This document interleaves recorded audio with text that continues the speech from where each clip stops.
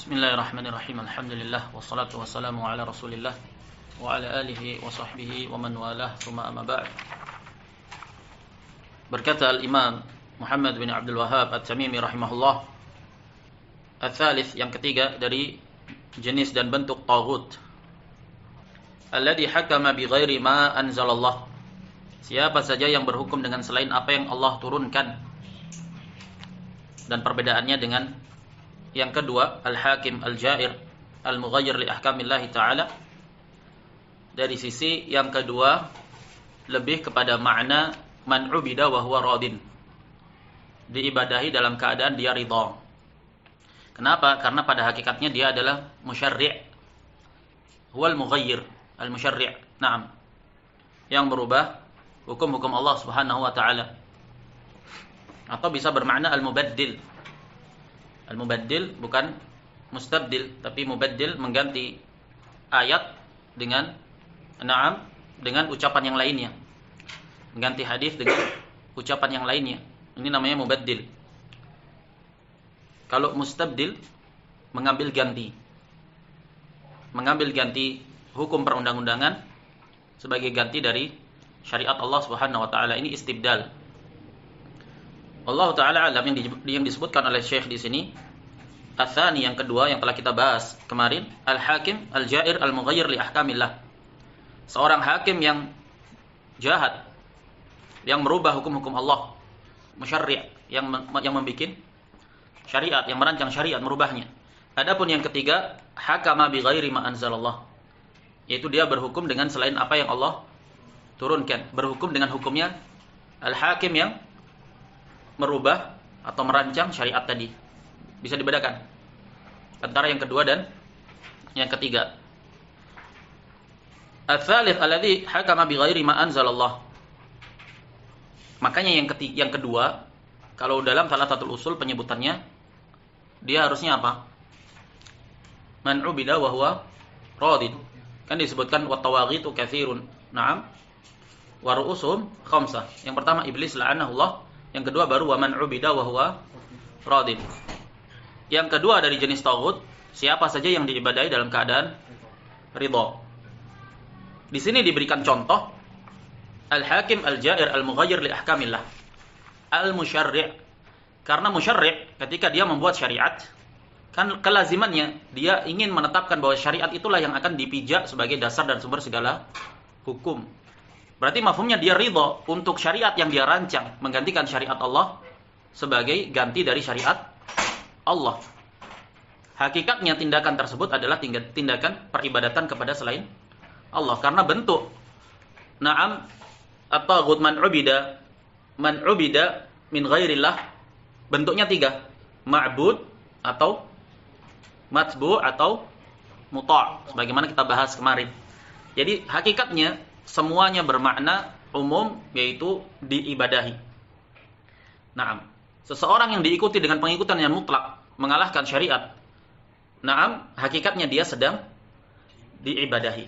Jelas. Begitu pula hukum yang ditaati menggantikan semua syariat, hakikatnya hukum tersebut ditaati dengan ketaatan yang mutlak, berarti dia sedang diibadahi. Jelas. Alladzi hakama bi ghairi ma anzalallah. Ini konsep yang lain lagi, yaitu berhukum dengan selain apa yang Allah turunkan, berhukum dengan selain hukum syariat. Dan bentuknya telah kita jelaskan kemarin, memiliki bentuk yang bermacam-macam. Termasuk kekeliruan yang besar ketika menggeneralisir bahwa hukumnya itu selalu kufrun akbar mutlaqan. Dan ini hulunya khawarij, memutlakkan setiap hukum atau setiap yang berhukum kepada selain syariat Allah mutlak kufrun akbar tanpa ada rincian. Begitu pula kekeliruannya murji'ah al-mu'asirah terkhusus, yang menggaung-gaungkan propaganda ini, naam, mengerdilkan permasalahan hukum selain syariat Allah. Mereka menggeneralisir, memutlakan permasalahan berhukum dengan selain hukum Allah hanya pada batasan kufrun duna kufrin. Ini kekeliruan yang besar juga. Ahlus sunnah pertengahan di atas itu, pertengahan di antara itu. Syekh Muhammad bin Abdul Wahhab rahimahullah di sini mengatakan jenis taghut yang ketiga, yaitu yang berhukum dengan selain apa yang Allah turunkan. Apa dalilnya? Wa dalilu qauluhu ta'ala, wa man lam yahkum bima anzalallah fa ulaika humul kafirun. Disebutkan di sini di surat Al-Maidah ayat yang ke-44 Allah tegaskan, siapa saja yang tidak berhukum, tidak merujuk kepada hakim, tidak memilih hukum dengan apa yang Allah turunkan, faulaika humul kafirun, maka mereka itu adalah orang-orang kafir. Dan kekufuran di sini masing-masing sesuai dengan fakta yang ada, sesuai dengan perbuatan yang terjadi. Bisa kufrun akbar, bisa kufrun duna kufrin.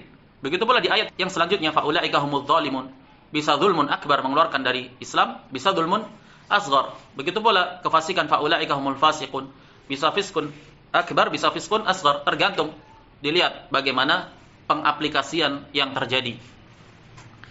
Berkata Syekh Shalih Al-Fauzan hafizahullah, fahakamat alaihi bil kufri, maka ayat ini di Al-Maidah 44 menetapkan hukum, menghukumi atas siapa? Orang yang berhukum dengan selain syariat Allah Subhanahu wa taala, dihukumi dengan kekufuran. Wa hadza idza ta'ammada al-hukma bighairi ma anzalallah. Kapan itu? Idza ta'ammada ay taqassada al-fi'l. Yaqsidul fi'l. Dia memang memaksudkan untuk itu. Dia memang menghendaki untuk itu, sebagaimana dalam surat An-Nisa 60 iradah. Alam tara ilal ladzina yaz'umuna annahum amanu bima unzila ilaika wa ma unzila min qablik yuriduna an yatahakamu ila taghut wa qad umiru ay yakfuru bih. Tidakkah engkau melihat wahai Muhammad sallallahu alaihi wasallam orang-orang yang menyangka mereka telah beriman kepada apa yang telah diturunkan kepadamu, yaitu syariat Al-Qur'an, hukum-hukum syara', dan mereka juga menyangka telah beriman kepada apa yang telah diturunkan sebelummu, namun mereka menginginkan untuk berhukum, mengambil hakim kepada taghut yang berpijak dan berhukum dengan selain syariat Allah, sementara mereka telah diperintahkan untuk kufur kepadanya. Naam. Wa hadza idza ta'ammada al-hukma bighairi ma anzalallahu hukumnya kufur iradah. Karena permasalahannya permasalahan hati. Naam. Istahalla, dia anggap halal, dia anggap yajuz, sekedar menganggap boleh saja, kufur akbar, sekedar menganggap boleh. Naam, lebih-lebih lagi jika dia menganggap hukum selain syariat Allah itu jauh lebih relevan untuk diterapkan di masa ini, jauh lebih afdal, maka jelas kekufurannya lebih-lebih lagi. Naam. Wa ja'ala, lihat bagaimana konsepnya ta'ammadal hukma, menyengaja, memaksudkan untuk mengambil hukum selain hukum Allah. Seperti apa konsepnya? Wa ja'alal mahakima tahkumu bighairi ma anzalallah biqawanin wad'iyyah. Dengan dia jadikan mahkamah-mahkamah, pengadilan-pengadilan, tempat untuk berhukum, itu pijakan dasar dan sumber segala hukumnya adalah hukum selain syariat Allah Subhanahu wa taala. Seperti apa? Contohnya perundang-undangan, buatan manusia, rancangan badan legislatif, rancangan mahkamah konstitusi. Naam, yang menggantikan syariat Allah secara total. Lihat bagaimana konsepnya. Yang menjadikan mahkamah-mahkamah itu berada di atas hukum selain syariat siapa? Siapa? Yang menjadikan, membuat konsep aturan bahwa mahkamah yang ada semuanya itu harus berpijak di atas dasar dan sumber hukumnya adalah selain syariat Allah. Siapa yang menjadikan itu? Hah? Man? Al-hakim. Auman. Dalam sistem demokrasi siapa? Hah? Asy-syu'ub, rakyat. Alaysa kadzalik? Siapa yang memilih? Siapa yang menetapkan itu semua? Rakyat. Kalau demokrasi suara adalah suara rakyat. Nah, makanya dalam hal ini musyarri', orang yang merancang syariat, wal hakim, hakim yang akan menetapkan rancangan syariat, walladzi yakhtaruna haula, yang memilih mereka. Siapa yang memilih? Rakyat. Memilih dewan legislatifnya, memilih hakimnya. Semuanya terlibat dalam perkara yang demikian. Semuanya taghut. Nah, terjatuh dalam permasalahan ini, bahaya sekali. Mereka memilih sosok-sosok yang hanya akan menerapkan hukum selain syariat, menetapkan perundang-undangan dasar ini. Nah, semuanya masuk dalam hal ini. Wa ja'alal mahakim tahkum bighairi ma anzalallah biqawanin wad'iyyah, dan semuanya berserikat untuk menjadikan mahkamah-mahkamah yang ada itu berada di atas yang demikian itu. Kan rakyat juga yang memilih, yang menyuarakannya. Nah, makanya haram terlibat dalam proses demokrasi itu. Haram mutlakon. Nah, jika melihat kepada asal permasalahannya, nah, dia hanya akan memberikan dukungan legalisasi terhadap sistem kufur. Dan berbahaya ridha bil kufur kufur. Nah, kembali kepada amalan hati yang ada, berbahaya sekali. Permasalahannya tidak bisa dianggap enteng. Nah, mempertaruhkan permasalahan di atas prasangka dalam perkara yang demikian sementara resikonya besar, ini namanya kebodohan. Seandainya tidak terlibat pun, resikonya lebih kecil dibandingkan terlibat dan terjatuh ternyata dalam permasalahan yang merusak akidah. Maka yang mereka-mereka yang mendukung, mereka-mereka yang mempolitisir pendapat untuk berserikat dalam pemilu dengan sistem demokrasi itu, mereka tunggangi fatwa ulama secara serampangan, tidak layak untuk diambil ilmu darinya, siapapun dia.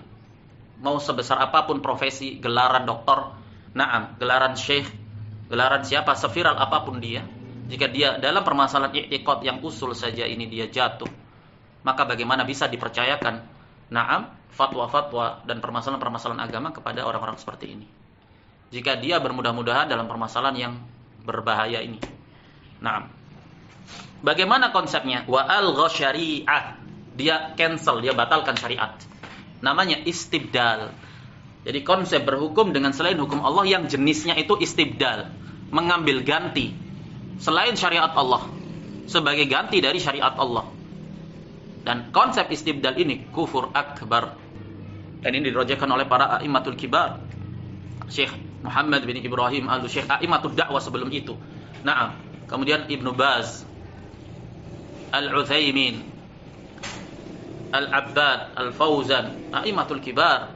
Dan zahir tarjih dari guru kami Syekhuna Abdurrahman Al-Adni rahimahullah rahmatan wasi'ah. Beliau singgung permasalahan jenis berhukum dengan selain hukum Allah yang konsepnya istibdal. Beliau masukkan ke dalam naqid dari nawaqid al-Islam, pembatal keislaman. Algha syariah, dia batalkan syariat, istibdal. Wa qassaraha 'ala al-ahwali syakhsiyah faqat. Dan membatasi hukum syariat itu hanya pada ahwal asy-syakhsiyah, ahwal al-madaniyah. Ahwal asy-syakhsiyah berkaitan dengan kebutuhan akad nikah. Nah, kembalinya kepada syariat. Misalkan permasalahan tolak misalkan berkaitan dengan syariat. Kan ada mahkamah pengadilan agama namanya. Nah, permasalahan-permasalahan yang berkaitan dengan permasalahan yang berkaitan dengan hajat kebutuhan pribadi. Nah, yang namanya orang beragama kan pasti punya aturan, punya hukum kan. Lah berkaitan dengan ranah-ranah pribadi agama kan ada ketetapannya. Nah, dalam hal ini misalkan menikah, maka difasilitasi sesuai dengan syariat masing-masing. Dibatasi dengan permasalahan ahwal syakhsiyah saja. Yang seperti ini teranggap istibdal, kufur akbar.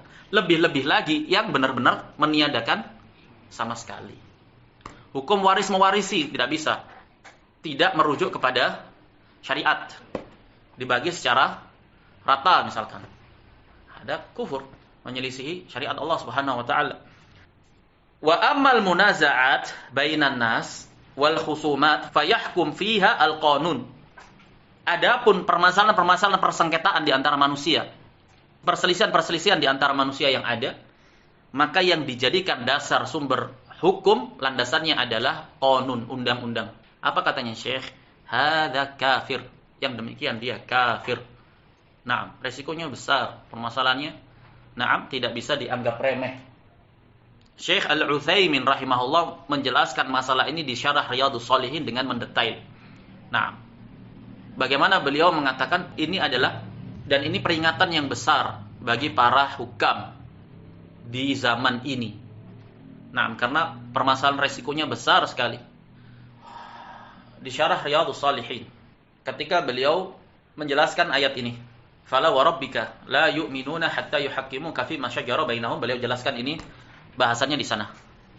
Naam. Lihat bagaimana konsepnya istibdal, mengganti syariat Allah dengan sistem rancangan buatan manusia yang bernama undang-undang itu tadi. Ada kafir. Jelas. Kemudian Syekh mengatakan, wa yustathna min dzalika. Dikecualikan dalam yang demikian itu, seperti apa bentuknya? Ini yang harus dianalisa betul. Naam. Karena salah dalam mengambil sikap pada yang demikian, ketergelincirannya jauh. Nah, mengira sesuatu yang hukumnya kufur akbar sebagai kufrun duna kufrin, fatal. Nah, begitu pula mengira sesuatu yang hukumnya kufrun duna kufrin dinilai sebagai kufrun akbar juga fatal. Nah, maka harus teliti melihat tasawur kepada bentuk dan konsepnya seperti apa. Syekh mengatakan, sebelumnya yang telah dijelaskan Syekh apa? Istibdal. Hukumnya apa? Kufrun akbar. Nah, wa yustasna min dalik, dikecualikan pada yang demikian itu, hukumnya tidak kufur akbar, beberapa bentuk. Awalan, yang pertama, man hakama bi ghairi ma anzalallah. Siapa saja yang berhukum dengan selain apa yang Allah turunkan. Qaidnya bisa babi ijtihadin, atas dasar ijtihad. Naam. Wal ijtihad la budda an yastanid ila ish? Ila dalil. Antum ijtihad di atas apa? Antum berpijak untuk beristihad kalau tidak punya pijakan, manciknya di apa? Berpijaknya di atas apa?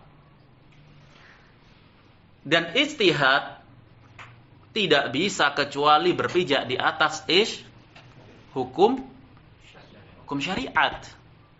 Asalnya dulu harus benar, yaitu pijakan yang dijadikan pijakan utama adalah hukum syara'. Kemudian dia berijtihad di situ. Pijakannya adalah hukum syariat. Wa akhta'a fi ijtihadih. Hanya saja dia salah dalam ijtihadnya, itu salah dalam menyimpulkan sebuah hukum. Tapi pijakannya apa? Hukum syariat. Ternyata sisi pendalilannya tidak seperti itu. Dia pahami dengan pemahaman yang keliru. Setelah dia berupaya di atas ijtihad dan wa huwa ahlun lijtihadih. Dan syaratnya dia adalah orang yang ahli untuk berijtihad, layak, pantas untuk berijtihad. Kenapa? Karena punya alat. Tidak ngawur, tidak sembarang orang. Yang namanya ijtihad, dia butuh pijakan, butuh sandaran dasar untuk dia berijtihad itu. Nah, di atas apa? Jika dia tidak memiliki alat untuk ijtihad, tidak punya pijakan, dia tidak akan mampu mengeluarkan hukum. Tapi karena bahasannya di sini adalah hakim, seseorang yang menetapkan hukum, berarti dia harus tahu bagaimana cara mengeluarkan hukum. Nah, ibaratnya dokter, dia harus tahu bagaimana cara mengeluarkan resep setelah dia menganalisa. Lah, untuk menganalisa sesuatu dia harus punya standar pijakan. Mau menganalisa pakai apa? Nerawang. Nggak bisa. Ada standar operasional di situ yang harus dia tetapkan. Begitu pula ijtihad. Ada standarnya syariat, dia pijak di situ. Salah dan dia layak untuk berijtihad. Naam, fahuwa ma'jur, fahada ma'jur. Yang demikian dia mendapat ajr. Karena pijakannya apa? Syariat. Wa maghfurun lahu khata'uhu. Dan kesalahannya terampuni. Apakah konsep yang seperti ini dapat dikiaskan dengan orang yang dasarnya adalah berpijak di atas selain hukum Allah? Qiyas ma'al farid, nggak bisa. Nah, dasar yang dipegang saja bukan syariat. Lalu beristihad di atas apa? Nah, yang kedua, laisa ahlan di istihad karena tidak mengetahui permasalahan hukum syariat. Lantas beristihad di atas apa? Nah, ketika seseorang yang bukan sebagai profesi dokter, anggaplah perawat saja. Perawat, kan dia tidak punya hak untuk mengeluarkan resep. Tapi karena pengalaman dia mendampingi dokter bertahun-tahun, namanya pengalaman di lapangan bisa saja, kan begitu. Dia bisa mengambil dari pengalaman itu. Tapi ketika kemudian dia mengeluarkan sebuah resep dan salah, dengan dalih saya berijtihad, apakah diterima? Jelas tidak diterima. Kamu tidak punya latar belakang untuk melakukan itu. Nah, bagaimana kamu bisa berijtihad di atas apa? Begitu pula mereka yang berijtihad di atas bangunan pijakan yang selain syariat Allah.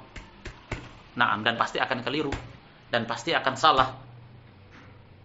Ini dikecualikan ketika seorang hakim, dan yang dinamakan hakim pasti tahu cara untuk mengeluarkan hukum. Dan kalau kita berbicara hukum dalam hal ini, maka pijakan dasar dan sumber landasan segala hukum adalah hukum syariat. Nah, yang seperti ini yang dikecualikan. Jangan digagal pahami. Kemudian dikiaskan dengan konsep demokrasi, sekulerisme. Nah, di bawah gaung as-sam'u wa ta'ah li waliyil amr. Ini salah kaprah. Nah, penempatannya tidak pada tempatnya. Yang kedua, atsani man hakama bi ghairi ma anzalallah wa huwa ya'lamu annahu mukhalif. Seseorang yang berhukum dengan selain apa yang Allah turunkan dalam keadaan dia sadar diri dan tahu kalau dia itu menyelisihi, maksiat, berdosa. Walakin hanya saja hakama bihi li hawa fi nafsih. Dia menghukumi, mengambil hukum dengan selain hukum Allah tadi karena hawa nafsu yang ada pada dirinya. Seperti pelaku dosa besar yang lainnya. Dia tahu kalau zina itu haram, tapi waliyadzubillah dia tidak bisa menahan nafsunya dan terjatuh dalam zina. Selama dia tidak halalkan, na'am, maka dia jatuh dalam dosa-dosa besar. Duna syirk, masih dibawa kesyirikan. Tidak mengeluarkan dari Islam. Konsepnya sama. Seseorang berhukum dengan selain syariat Allah, dia sadari kalau itu menyelisihi, jelas salah dia. Tapi hawa nafsu, karena untuk apa? Berbagai macam faktor. Demi pangkat dan jabatan, demi kedudukan, demi materi uang, demi apapun itu, demi perkara-perkara dunia, hawa nafsu. Au li tam'in fi malin aw rishwah, atau karena tamak dengan harta atau disuap dia, sehingga dia mengambil hukum selain hukum Allah Subhanahu wa taala. Sudah selesai sampai di situ? Tidak. Dijelaskan oleh Syekh, wa huwa ya'taqidu, dan dia meyakini, dan i'tiqad, aqidah, keyakinan yang sifatnya jazim, pasti. Dia yakini sepenuh hati sebagai sebuah aqidah, annahu yajibul hukmu bima anzalallah, bahwasanya yang wajib bagi dia itu adalah berhukum dengan apa yang Allah turunkan, dengan syariat Allah. Ya'taqidu hadza, dia harus meyakini itu dulu dengan keyakinan yang pasti, dia jadikan sebagai sebuah ideologi, i'tiqad, aqidah. Wa ya'taqidu annahu mukhalifun, dan dia juga harus yakini sebagai sebuah akidah bahwa dia berdosa. Tidak dihalalkan yang demikian. Fahuwa mudnibun wa 'asin, maka keadaan yang seperti ini dia berdosa dan terhitung sebagai pelaku maksiat. Sahibu kabirah, pelaku dosa besar. Duna syirk wal kufur, masih di bawah kekufuran dan kesyirikan. Seperti apa konsepnya? Siapa yang mengatakan ini? Syekh Saleh Al-Fauzan. Nah, beliau memiliki penjabaran yang lebih detail lagi tentang konsep al-istibdal. Dalam fatwanya terdengar suara beliau menjelaskan konsep yang berbeda dengan konsep yang ada di kitab ini, yaitu al-istibdal. Beliau hukumi sebagai kufrun akbar. Al-istibdal beliau hukumi sebagai kufrun akbar. Konsep ini bagaimana? Konsep ini adalah seseorang yang membangun dasar dan sumber hukumnya syariat secara garis besar. Secara mayoritas dia pijak syariat sebagai landasan utama. Hanya saja dalam 1, 2 kasus, 3 kasus juz'iyat, naam sebagian kecil, terkadang dia mengambil hukum selain hukum Allah. Praktek kenyataan amalan-amalannya dia masih menunjukkan kalau dia itu beriman. Dari sisi apa? Landasan dasar hukum dia adalah syariat. Hanya saja namanya manusia hawa nafsu. Naam, 1, 2 kasus dia ternyata memilih berhukum dengan selain hukum Allah. Dalam keadaan dia yakini itu batil. Yang seperti inilah yang dikecualikan. Hukumnya maksiyah, minal ma'asi, dosa besar. Bahkan kufrun duna kufrin, karena bisa menghantarkan kepada istibdal atau istihlal. Naam. Sekarang kalau kita mau insaf, kalau kita melihat kepada kenyataan yang ada, dari ideologi yang ada, dari konsep pemahaman, paradigma, dan pemikiran yang ada, jauhnya dari nilai-nilai syariat, jauhnya dari pengagungan terhadap nilai-nilai syariat, dan lebih dekatnya kepada pemikiran sekuler, lebih dekatnya kepada pemikiran liberal, lebih dekatnya kepada pemikiran demokrasi. Bahkan statement pernyataan-pernyataannya itu mengagungkan dan menggaungkan nilai-nilai demokrasi. Naam. Mualahnya juga kepada ahlul kufur minal yahudi wan nasara. Apakah dengan yang semisal ini kemudian kita bisa berhusnudzon untuk memasukkan konsep hukum yang ada sebagai konsep atau sesuai dengan konsep yang kedua ini, yaitu berhukum dengan hukum Allah, berhukum dengan selain hukum Allah, dalam keadaan meyakini wajibnya berhukum dengan hukum Allah. Hanya saja hawa nafsunya menyeret dia untuk mengambil selain hukum Allah dalam sebagian kecil permasalahan. Siapa yang insaf, jujur melihat bagaimana pengagungan manusia-manusia yang ada itu terhadap sistem kufur demokrasi, nah, maka betapa jauhnya untuk menaruh husnudzon, untuk memasukkan dalam konsep yang seperti ini. Lebih lagi ditambah bahwa konsep yang ada istibdal. Konsepnya adalah mengambil ganti secara total.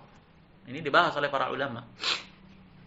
Kalau mau merujuk kepada ayat-ayat yang ada, na'am, di jamak semua dalil-dalil yang ada, ini mau dikemanakan yang muhkam.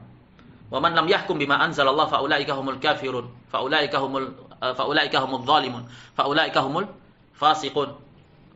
Afa hukmul jahiliyati yabghun wa man ahsanu minallahi hukman liqaumin yuqinun. Fala wa rabbika la yu'minuna hatta yuhaqqimuka fima shajara bainahum thumma la yajidu fi anfusihim harajan mimma qadaita wa yusallimu taslima. Na'am, wa ma kana lil mu'minin wala mu'minatin idza qadallahu wa rasuluhu amran an yakuna lahumul khiyaratu min amrihim wa may ya'sillaha wa rasulahu faqad dhalla dhalalan mubina. Ayat banyak sekali. Na'am. Yuriduna an yatahakamu ila taghuti wa qad umiru ay yakfuru bih. Sekian ayat. Wala yusyriku fi hukmihi ahada. Inil hukmi illa lillah. Na'am, amara alla ta'budu illa iyyah. An ya'budullaha wa tajtanibut taghut. Lah dalil-dalil yang muhkam ini mau dibawa kemana? Na'am. Kemudian berpijak dengan dalil yang sifatnya mutasyabih dengan bentuk surah permasalahan yang disamarkan, dikaburkan. Ini resikonya besar karena al-kufur bitaghut itu sebagaimana nanti dijelaskan di akhir risalah, tidaklah seorang menjadi mukmin kecuali kufur bitaghut. Lah resikonya kan besar. Nah, lantas bagaimana konsep kufur bitaghut? Taghut itu apa aja? Bagaimana konsepnya? Bagaimana bentuknya? Kan harus dipelajari dengan benar agar kita tidak tergelincir padanya, karena ketergelinciran padanya ini jannah wan nar urusannya. Nah, bukan sekedar sunnah wal bid'ah, tapi iman dan kufur. Ini yang tidak teredukasikan dengan baik di kalangan orang-orang yang menisbatkan ke dalam dakwah salafiyah. Nah, dan memang salah satu propaganda murji'ah mu'asirah, murji'ah kontemporer, salah satunya ya ini, hasrul kufur fil i'tiqad. Kemudian propaganda menggaungkan, memblow up permasalahan udzur bil jahl. Kemudian apa? Mengerdilkan urusan berhukum dengan selain syariat Allah dalam payung as-sam' wa ta'ah. Yang salah kaprah penerapannya. Naam. Kemudian mereka batasi bahwasanya amal hanya sekedar syartul kamal. Banyak sekali permasalahan. Maka yang dalam risalah yang telah kita pelajari, Bayanu Bid'ah al-Mu'azzirah fil Iman, kan dalam salah satu bahasan terakhir kan dibahas tentang masalah ini. Kenapa? Karena ada salah seorang tokoh irja di sana, Khalid Al-Ambari, yang berusaha untuk melakukan talbis permasalahan hukum dengan selain hukum Allah Subhanahu wa taala. Makanya mereka tuduh ulama Saudi seperti Syekh Muhammad bin Ibrahim dan Lajnah Ad-Daimah sebagai orang-orang yang membawa pemikiran takfiri. Nah, salah satunya permasalahan tahkim syara' ini. Dia kerdilkan, dia mutlakkan bahwa permasalahannya itu hanya sekedar dosa besar atau kufrun duna kufrin. Kenapa? Karena hakikatnya mereka membatasi kufur hanya pada i'tiqad. Makanya syarah-syarah yang ada dalam bahasan ini, ketika membahas misalkan nawaqidul Islam di permasalahan nakid keberapa ini? Rabi'. Man i'taqada. Ketika mereka bahas ini, selalu pada akhirnya dibungkus yakni apabila dia menghalalkan, membatasi permasalahannya hanya pada istihlal. Bentuk istibdal apapun itu, tidaklah membatalkan keislaman seseorang selama tidak didasari oleh penghalalan dalam hati. Sementara sudah kita bahas tadi, kalau kita mau jujur menilai terhadap sosok-sosok yang mengagungkan demokrasi dan kekufuran dan sekularisme sedemikian rupa, rasanya terlalu berat untuk kita berhusnudzon bahwasanya mereka itu tidak menghalalkannya. Walaupun masalah hati kita tidak bisa menjazm, tapi malana illa dhahir. Dan konsep yang ada adalah istibdal. Ini dijelaskan oleh para ulama kibar, hukumnya kufur akbar, hanya saja berusaha dikaburkan oleh madrasah yang ada selama ini. Selesai dari permasalahan yang berhukum dengan selain apa yang Allah turunkan. Bahwasanya konsep yang disebutkan oleh Syekh adalah istibdal, hukumnya kufur akbar. Dikecualikan padanya orang yang berhukum dengan selain hukum Allah atas dasar ijtihad dan keliru. Dengan syarat dia adalah ahli untuk beristihad. Dan istihad tidak bisa berpijak kecuali harus dengan hukum syariat. Ama beristihad di atas yang asalnya adalah kufur, ya bagaimana? Nah, hal nunabbi'ukum bil akhsarina a'mala.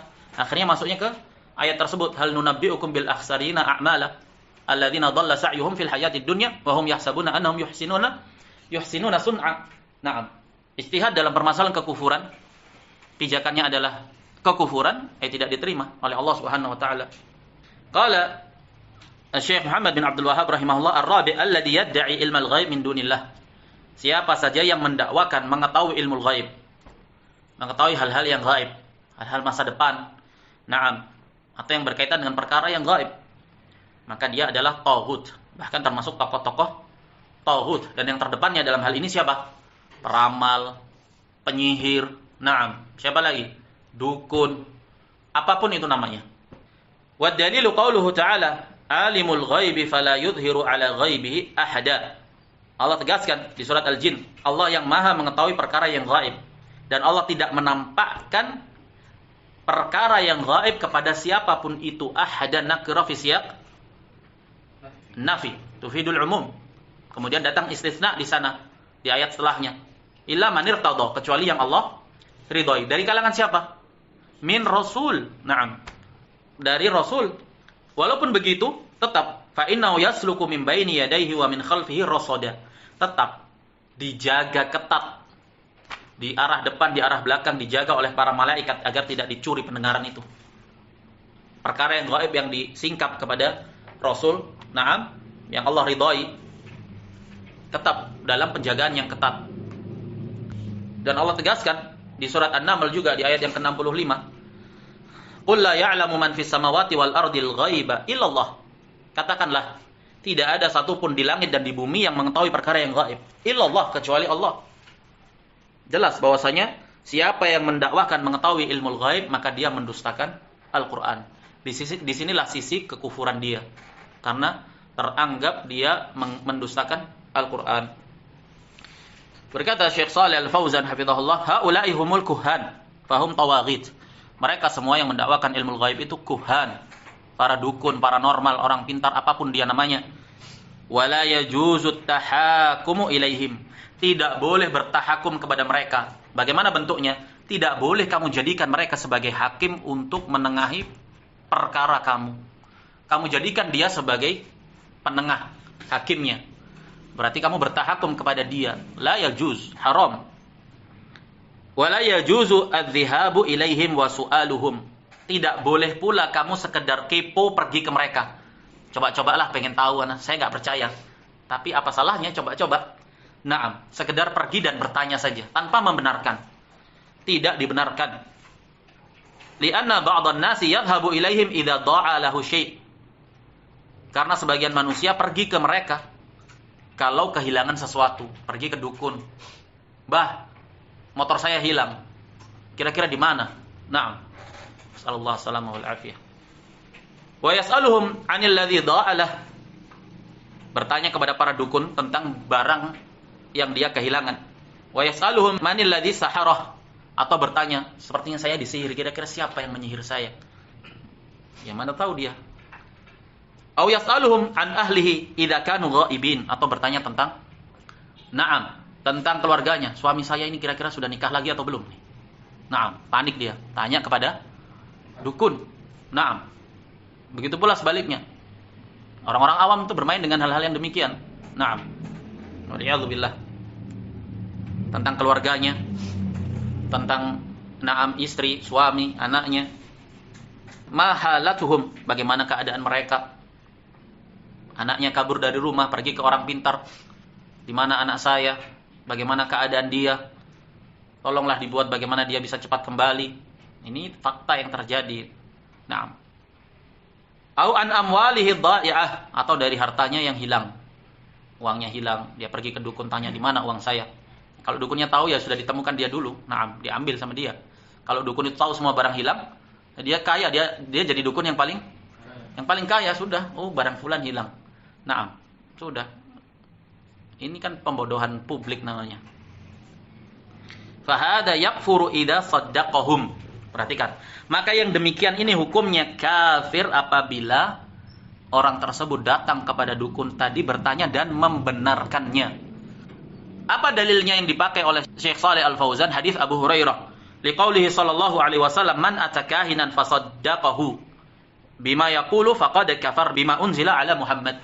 Siapa saja yang datang kepada dukun paranormal, orang pintar peramal, naam, dan dia benarkan apa yang dikatakan oleh dukun tadi, maka sungguh qad masuk ke fi'il madhi litahqiq, maka sungguh dia telah kafir dengan apa yang diturunkan kepada Muhammad. Lah, kufur terhadap apa yang diturunkan kepada Muhammad kufrun akbar.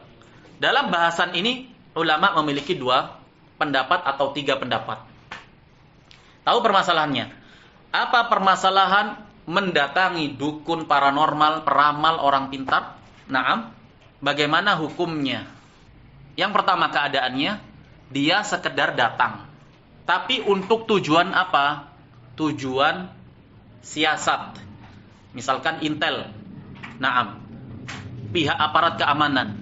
Dia sedang memburu dukun perdukunan ini, ingin memberantas perdukunan. Nah, untuk membuktikan itu dia harus menyamar sebagai pasiennya. Dia datang, dia memiliki daftar pencarian orang DPO. Nah, dia tahu, oh fulan-fulan tertuduh ini. Didatangilah, di TO dia. Nah, jadi target operasi, menyamarlah seseorang ini yang dari bagian aparat mendatangi dukun. Tujuannya apa? Untuk menyingkap perdukunan tersebut. Yang demikian ya juz, boleh. Karena untuk suatu tujuan menyingkap mereka. Keadaan yang kedua, sekedar datang, kepo saja. Nah, ya mau datang saja, saya nggak benarkan. Iseng-iseng saja. Nah, apa hukumnya? Hukumnya dosa besar. Dia tidak benarkan, dia ingkari. Berdukun itu, perdukunan dia nggak percaya sama sekali. Tapi, ya namanya, coba-coba aja dia datang. Tidak dia benarkan. Apa hukumnya? Dosa besar. Tidak diterima sholatnya selama 40 malam berdasarkan hadis Hafsah. Man ata'arrafan lam tuqbal lahu sholatun arba'ina yauman. Siapa yang mendatangi peramal, tidak ada kait di situ dia benarkan atau tidak, sekedar datang saja, tidak diterima darinya sholat selama 40 malam. Jelas. Ini keadaannya apa? Sekedar datang. Punya berapa bentuk gambarannya? 2. Sekarang keadaan yang kedua. Keadaannya kan 1. Yang pertama sekedar datang tanpa membenarkan. Punya 2 konsep. Sekarang keadaan yang kedua. Dia datang kepada dukun, paranormal, peramal atau apapun itu namanya, dan dia benarkan apa yang diucapkannya oleh simbah dukun tadi. Apa hukumnya? Ulama berbeda pandang menjadi 3 pendapat. Pendapat pertama apa? Kufrun akbar. Apa dalilnya? Ketika mereka mengeluarkan sebuah hukum kufrun akbar kan harus punya pijakan dalil juz'i. Hadis ini Abu Hurairah, man atakahinan fasaddaqahu, dikait dengan tasdik, membenarkan. Fasaddaqahu bima yaqulu faqad kafar bima unzila ala Muhammad sallallahu alaihi wasallam. Kalau begitu, siapa yang datang kepada dukun-dukun tersebut dia benarkan, maka dia kufur. Kafir, kufrun akbar, murtad. Pendapat yang kedua, kufrun duna kufrin, hanya sekedar kufur asghar. Sekedar kufur asghar, tidak mengeluarkan pelakunya dari Islam. Dia tanya ke paranormal, dia tanya ke dukun, dia benarkan. Konsekuensinya kufrun asghar. Apa dalilnya? Bukankah jelas ini dalilnya? Faqad kafar.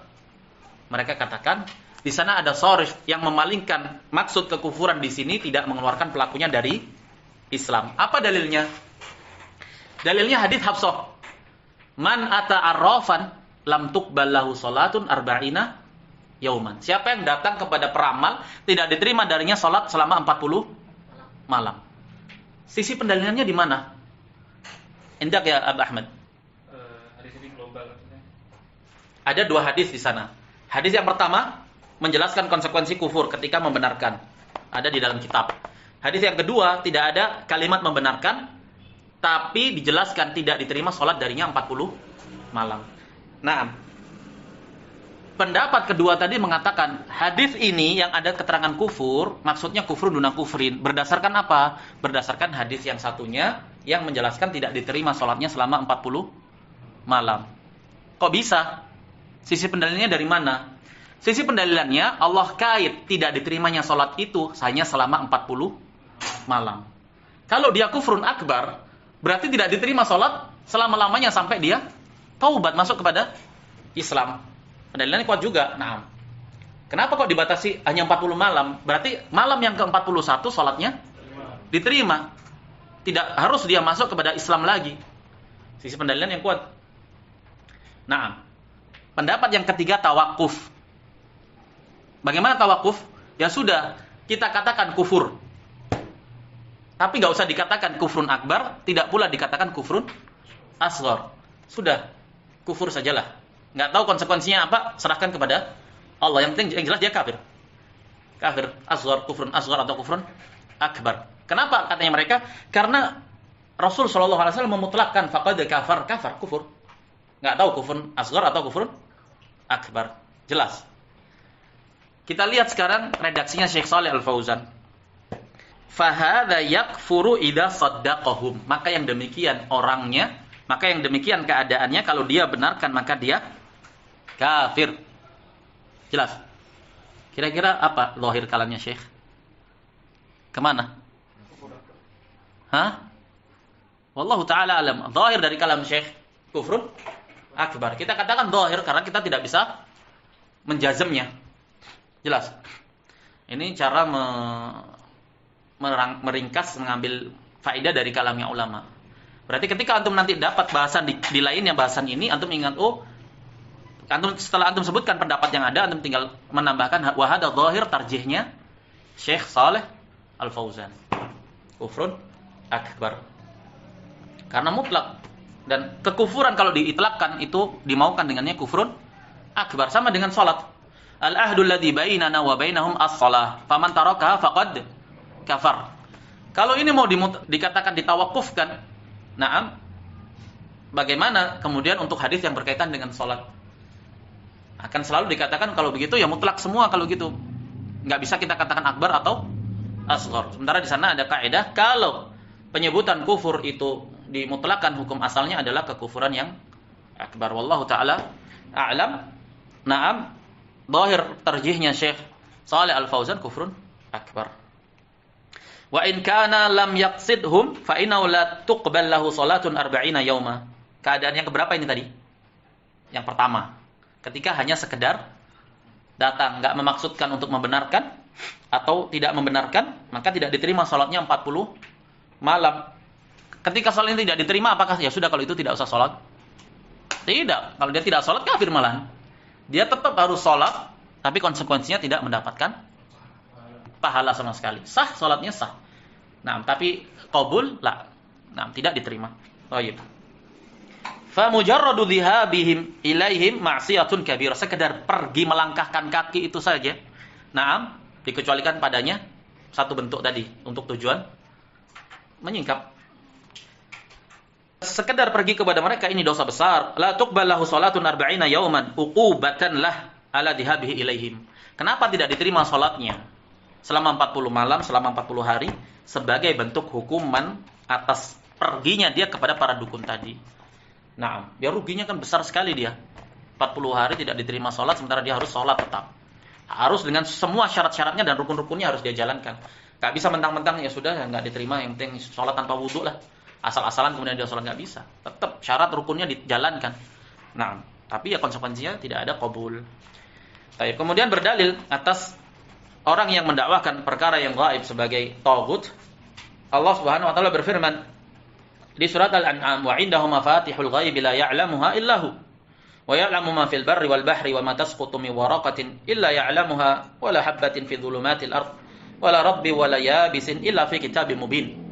Di sisi Allah itu perbendaharaan kunci-kunci perkara yang gaib. Tidak ada yang mengetahuinya kecuali Dia. Allah mengetahui apa yang ada di daratan dan di lautan. Tidak ada satu daun pun yang gugur dari rantingnya kecuali Allah tahu. Tidak ada satu biji pun yang tumbuh di kegelapan malam atau jatuh di kegelapan malam kecuali Allah tahu. Naam. Tidak pula sesuatu yang basah, yang kering, kecuali itu semua telah termaktub, tercatat. Fi kitabim mubin. Qala Syekh Shalih Al-Fauzan, illa man irtada min rasul, sawa'un kana rasulan minal malaika aw minal bashar. Sama saja, rasul di sini mencakup malaikat ataupun manusia.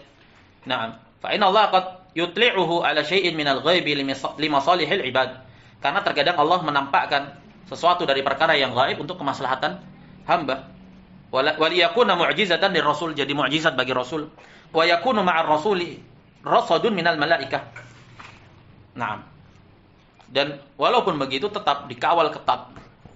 Rasul sallallahu alaihi wasallam atau rasul utusan tersebut ketika ditampakkan perkara yang gaib tetap dia akan dikawal ketat. Dijaga ketat.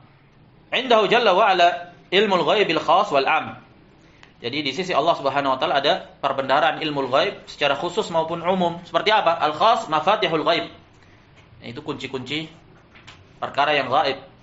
Hadhihi la ya'lamuha ahadun, la malakun muqarrabun wala nabiyyun mursal. Yang seperti ini tidak ada yang tahu. Maksudnya apa tidak ada yang tahu? Allah tidak akan pernah menunjukkannya kepada siapapun dari makhluknya. Seperti apa? Innallaha 'indahu ilmus sa'ah. Allah lah, di sisi Allah lah pengetahuan tentang kapan tegaknya kiamat. Wa yunazzilul ghaitsa wa ya'lamu ma fil arham. Dan Allah menurunkan hujan dan Allah Maha tahu apa yang ada di dalam rahim, apa yang akan tumbuh nanti ketika dia masih jadi setetes, segumpal daging, apakah dia akan menjadi pria, akan menjadi laki-laki atau menjadi wanita. Hanya Allah yang tahu. Wa ma tadri nafsum madza taksibu ghada. Tidak ada satu jiwa pun yang akan tahu apa yang akan dia raih besok. Wa ma tadri nafsum bi ayyi ardin tamut. Tidak pula ada satu jiwa pun yang tahu di mana kelak dia akan mati. Di bumi mana, dalam keadaan apa. Nas'alullah husnal khatimah. Hadza la yadri anhu ahadun illa Allah jalla wa ala. Yang seperti ini 5 perbendaharaan ilmu ghaib tidak ada yang tahu kecuali Allah. Hadza fil ghaib wa 'indahu mafatihul ghaib la ya'lamuha illa hu.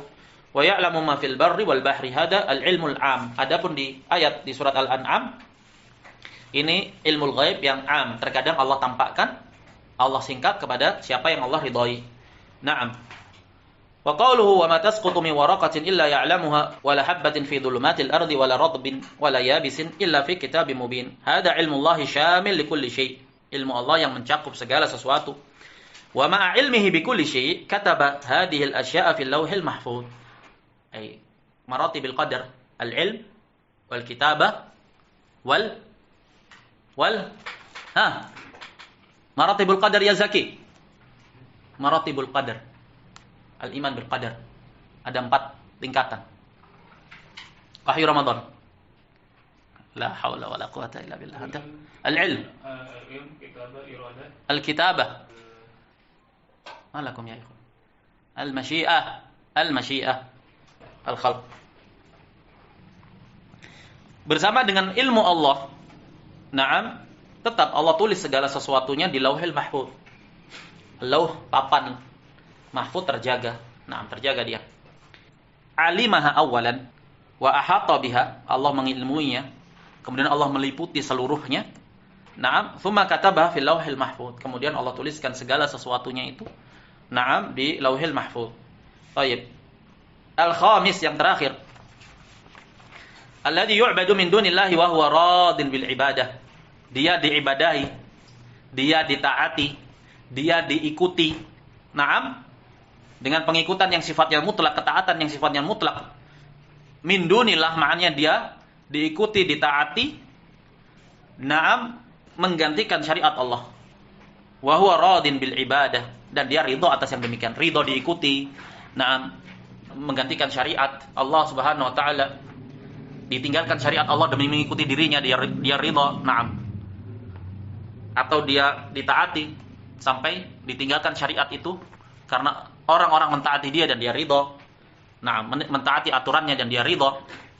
Sama masuk konsepnya semua sebenarnya dalam pembahasan yang sebelumnya. Wa dalilu qauluhu ta'ala wa man yaqul minhum inni ilahum min dunihi fadzalika najzihi jahannam kadzalika najzil zalimin. Dan siapa yang berkata di antara mereka, aku adalah ilah selain Allah, ibadailah aku, dan ini dilakukan oleh para wali kutub yang katanya wali-wali kutub itu. Padahal mereka dajjal semuanya, pendusta. Para habaib itu yang mengaku habaib keturunan Rasul. Padahal mereka semua pendusta. Mereka mengatakan, bacalah salawat yang aku karang ini. Ini saya akan dibukakan cahaya atau rahasia Rasulullah. Naam.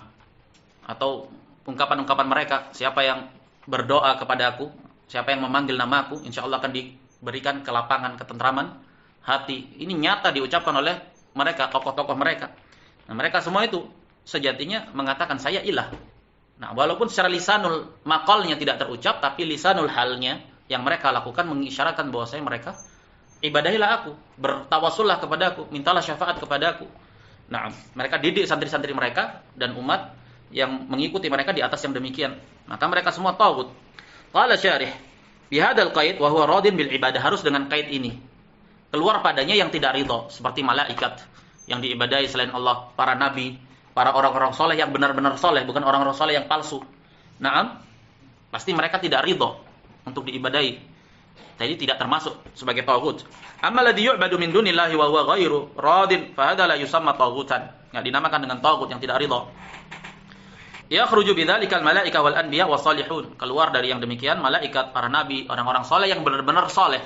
Bukan sekedar orang yang dianggap soleh ketika hidupnya, padahal dia toleh, pelaku kesyirikan, pelaku kebid'ahan, mendidik santrinya, mendidik jamaahnya di atas pengagungan kepada dirinya dan kepada kuburan tokoh-tokohnya. Nah, maka semuanya bukan orang soleh. Auliyaullahi salihun la yadkhuluna fit tawaghit. Orang-orang soleh dari wali-wali Allah yang benar-benar wali Allah, mengamalkan tauhid dan sunnah, tidak masuk dalam taghut ketika mereka diibadahi. Seperti misalkan di antara kuburan-kuburan para a'immah yang masyhur di negara-negara Islam, kuburannya Al-Bukhari, diagungkan sedemikian rupa. Misalkan kuburannya Asy-Syafi'i dari kalangan para a'immah. Mereka semua tidak dinamakan dengan taghut karena tahu mereka semua adalah para imam sunnah, para imam tauhid. Tidak akan ridho dengan yang demikian. Berbeda dengan yang track recordnya selama hidup itu tidak berada di atas tauhid dan sunnah. Dari kalangan wali-wali yang diperwalikan, orang-orang soleh yang dianggap soleh, para habaib yang dianggap habib. Selama hidupnya tidak mengajarkan kepada tauhid, kepada para jamaahnya, ya wajar jika setelah mati dia diagungkan sedemikian rupa. Sudah bisa dipastikan bahwa dia pasti ridho taghut. Li'annahum lam yardau biha, karena orang-orang soleh yang benar-benar soleh tidak akan ridho. Kalau seandainya mereka tahu, tidak akan ridho. Bal kanu yanhauna 'anha fi hayatihim. Bahkan mereka ma'ruf ketika hidup itu melarang dari perbuatan yang demikian. Enggak boleh, ini kesyirikan. Dakwahnya tauhid. Dakwahnya adalah melarang dari kesyirikan, kekufuran, kebid'ahan. Ma'ruf. Wa inna ma hasala hada ba'da mautihim wa ghaibatihim 'anin nas. Tapi kapan terjadi qadarullah? Seperti Waddan wala Suwa'an wa Ya'uqa wa Yaghutsa wa Ya'uqa wa Nasra. Orang-orang saleh di masa Nabi Nuh yang kemudian diibadahi. Mereka enggak ridho. Mereka tidak akan ridho. Tapi kapan terjadi itu? Setelah mereka meninggal. Kemudian sebagai penutup Syekh Muhammad bin Abdul Wahhab rahimahullah mengatakan, garis bawahi, wa'lam annal insana la yasiru mu'minan billah illa bil kufri bit taghut. Perhatikan, seseorang tidak akan beriman kepada Allah, tidak teranggap beriman kepada Allah kecuali dengan kufur terhadap taghut. Karena itulah dakwah para rasul, ani'budullaha wajtanibut taghut, u'budullaha wajtanibut taghut. Wa may yakfur bit taghut wa yu'min billah faqad istamsaka bil urwatil wusqa. Dijelaskan bagaimana auliya Allah waliyul ladina amanu yukhrijuhum minadh-dhulumati ilan nur wal ladina kafaru awliya'uhum at-taghut yukhrijunahum minan nuri ila dhulumat. Ulaika ashabun nari. Betapa banyak Allah jelaskan konsekuensi la ilaha illallah itu adalah nafi dan isbat, kufur terhadap taghut. Beribadah mengisbat ibadah kepada Allah saja tapi tidak kufur terhadap taghut, maka dia tidak beriman, tidak memiliki aslul iman, kafir. Apa dalilnya? Wa dalilu qauluhu ta'ala, "Faman yakfur bit taghuti wa yu'min billah." Di sini syartiyah jumlahnya. Jawabannya apa? Faqad istamsaka bil urwatil wusqa, la infisama laha, wallahu samiun alim. Siapa yang kufur terhadap taghut dan beriman kepada Allah, ini syaratnya. Baru masyrutnya terrealisasi. Apa itu? Istimsak bil urwatil wusqa, yaitu la ilaha illallah. Kapan la ilaha illallahnya sah? Ketika bentuk kufur kepada taghut dan keimanan kepada Allah ini terwujudkan. Ada syarat. Bahkan rukun dia. Dia rukun. Nafi dan isbat. Qala al-musannif rahimahullah ar-rusydu dinu Muhammadin sallallahu alaihi wasallam. Ar-rusydu kan ayatnya la ikraha fid din. Qad tabayyana ar-rusyd minal ghai. Sudah jelas antara ar-rusyd dan al-ghai. Apa itu rusyd? Ar-rusyd dinu Muhammad sallallahu alaihi wasallam yaitu tauhid. Wal ghai dinu Abi Jahlin. Sementara al-ghai dinu Abi Jahal. Apa agama Abu Jahal? Asy-syirk. Naam, asy-syirk. Wal urwatul wuthqa syahadatu an la ilaha illallah. Sementara al urwatul wuthqa adalah la ilaha illallah. Siapa yang tidak kufur dengan konsep peribadatan agamanya Abu Jahal dan dia hanya beriman menetapkan konsep agamanya Nabi Muhammad sallallahu alaihi wasallam, siapa yang kufur terhadap yang demikian dan beriman terhadap yang demikian, maka dia telah merealisasikan la ilaha illallah. Wa hiya mutadamminatun lin-nafi wal itsbat. Ayat ini terkandung padanya nafi dan itsbat la ilaha illallah. Tanfi jami'a anwa'il ibadati an ghairillahi ta'ala. Kamu nafikan segala jenis bentuk konsep macam peribadatan apapun itu dari selain Allah. Kamu murnikan Allah dari kesyirikan, murni. Tidak sedikit pun terkontaminasi kesyirikan, kekufuran akbar. Wa tuthbitu jami'a anwa'il ibadati kulliha lillahi wahdahu la syarikalah. Dan kamu tetapkan seluruh jenis bentuk konsep macam peribadatan apapun itu semuanya hanya milik Allah saja. La syarika lahu, tidak ada sekutu bagi Allah. Pada apa? Pada peribadatan kepadanya. La syarika lahu. La syarika la fi wahdaniyatihi. Tidak ada serikat dalam mutlak tunggalnya, sempurnanya Allah dalam sifat tunggalnya. Naam. Esa tunggal dalam rububiyah, tunggal esa dalam uluhiyah, tunggal esa dalam asma wa sifatnya, dalam kesempurnaan sifat-sifatnya yang sempurna. Tunggal, la syarika lahu. Qala syarih al-urwah al-wuthqa hiya la ilaha illallah. Di dalam ayat yang dimaksud dengan al-urwatul wuthqa adalah kalimat la ilaha illallah. Tusamma al-urwatul wuthqa wa tusamma kalimat at-taqwa. Dia dinamakan al-urwatul wuthqa dan dinamakan juga kalimat at-taqwa. Wa la ilaha illallah. Baik. Wa tusamma kalimat al-ikhlas, dinamakan juga kalimat al-ikhlas. Kenapa? Karena tanfi na'am jami'al ibadah min dunillah. Qauluhu ta'ala wa qad tabayyana ar-rusydu minal ghai, telah jelas antara at-tauhid dan kesyirikan. Ma huwa ar-rusydu? Apa itu rusyd? Huwa dinu Muhammad alaihi salatu wassalam wa dinu kullil anbiya, dan agama seluruh para nabi. Apa? Al-Islam. Apa unsurnya? Islam bermakna berapa? Am wal khas. Islam bermakna khas, syariat yang dibawa Muhammad sallallahu alaihi wasallam nabi kita. Naam, dan Islam yang bermakna am, agama seluruh nabi, terkumpul dalam 3 unsur apa? Zaki. Zaki. Hah? Wahyu Ramadan. Islam enggak tahu makna Islam. Indaka Syaddad. Al-istislamu lillahi bitauhid wal inqiyadu lahu bitta'ah wal bara'atu minasyirki. Hada huwal Islam. Islam yang Nabi Yusuf, tawaffani musliman wa alhiqni bisalihin. Naam. Naam, yang diminta juga oleh seluruh nabi-nabi Ibrahim. Naam. Fala tamutunna illa wa antum muslimun. Inna dina 'indallahi al-Islam. Naam. Semuanya Islam bermakna agamanya para nabi, yaitu tauhid itu tadi. Naam. Hada huwa ar-rusydu wal ghai dinu Abi Jahlin. Agamanya Abu Jahal. Wa dinu jami'il kufar, dan agama seluruh kaum kufar. Walakin dzikru syahadati an la ilaha illallah hiyal mutadamminatu lin-nafi wal itsbat. Hanya saja penyebutan syahadat la ilaha illallah itu terkandung padanya nafi dan isbat. Walaupun ar-rusydu itu artinya juga la ilaha illallah, karena dia maknanya dinu Muhammad sallallahu alaihi wasallam, dan agama Nabi kita Muhammad sallallahu alaihi wasallam adalah la ilaha illallah. Kemudian di sini dirinci hanya saja, kemudian disebutkan di situ na'am fa may yakfur bit-taghut wa yu'min billah faqad istamsaka bil urwatil wuthqa. Di sini penyebutan la ilaha illallah terkandung padanya nafi dan isbat. Lebih dijelaskan lagi. An-nafi fi qawlihi la ilaha nafi. Nafiyan jami'a ma yu'badu min dunillah. Illallah al-itsbat fi qawlihi illallah. Tanfi jami'a anwa'il ibadati an ghairillahi ta'ala wa tuthbit jami'a anwa'il ibadati fid dunya wal akhirah lahu wahdahu la syarika lah. Nafi dan isbat. Hada ma'na syahadati an la ilaha illallah.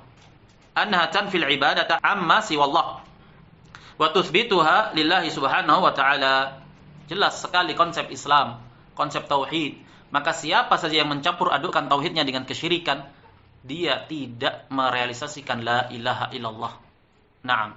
Adapun sekedar menisbatkan diri sebagai penganut Islam, tidak ada artinya jika hakikatnya rusak. Ucapan yang dia ucapkan la ilaha illallah sebanyak apapun, naam, tidak ada artinya jika dia batalkan itu dengan kesyirikan. Ini konsep Islam, tidak terkumpul antara tauhid dan syirik selama-lamanya. Li'anna haqqun lillah, karena itu haknya Allah. Wa ma khalaqtul jinna wal insa illa liya'budun. Haknya Allah untuk ditauhidkan. Makanya yang tidak memahami konsep ini, dia tidak paham Islam sejatinya. Siapapun dia mau bergelar doktor, syekh, ustadz viral sekalipun, tidak paham konsep nafi dan isbat, berarti dia tidak paham apa itu hakikatnya Islam. Naam, fal ibadatu haqqun lillah laisa li ahadin fiha istihqaq. Tidak ada satupun yang berhak untuk diibadahi. Sebagaimana katanya Ibnu Katsir rahimahullah, al-khaliq li hadhil asya' wal mustahiqu lil ibadah. Setelah beliau berdalil dengan apa? Beliau menjelaskan itu dalam ayat apa? La, bukan itu. Inna rabbakumullahu alladzi khalaqas samawati wal arda. Ayat sebelumnya ya ayyuhan nasu. Naam. Baik. Laisa min haqqi ahadin an ya'budu ghairallahi jalla wa ala. Tidak ada satupun yang berhak untuk mengibadahi selain Allah jalla wa ala. Wa sallallahu ala nabiyyina Muhammadin wa ala alihi wa sahbihi wa sallam. Alhamdulillah. Naam. Kita telah selesaikan kajian ini dalam 6 pertemuan 21 Sya'ban 1445 Hijriyah. Wassallallahu wasallam ala nabiyyina Muhammad wa ala alihi wa sahbihi wa sallam. Na'am wa akhiru da'wana anil hamdulillahi rabbil alamin.